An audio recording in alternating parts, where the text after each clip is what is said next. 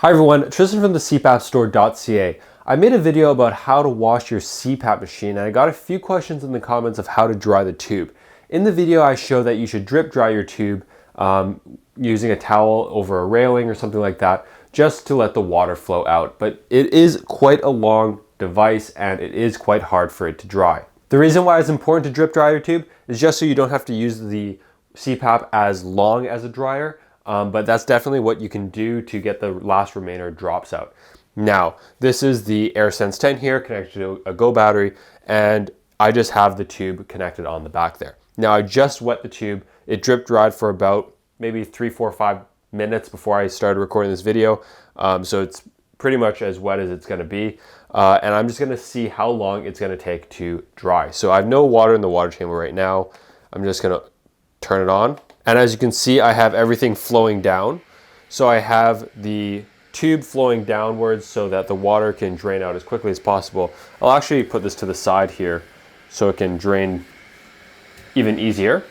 And you can feel that there is air rushing down here. So I'm just gonna let this go for about 30 seconds. So I'll put on my timer and we'll just wait it out.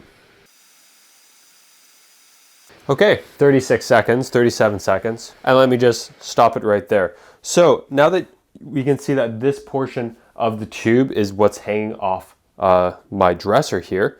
Actually, I'll put it over here like this. There's a good amount of, this, I would say, portion of the tube is pretty much bone dry. The rest of it though, where it kind of evens out, it still has some drops.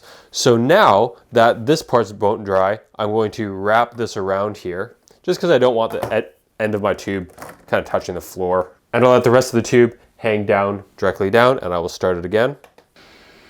Okay, so it's been about 5 minutes now. I've checked the tube and it's pretty much bone dry. There are a tiny drops here and there, but for the most part, I would consider this tube dry. Now this test was done with humidifier off and heated tube off.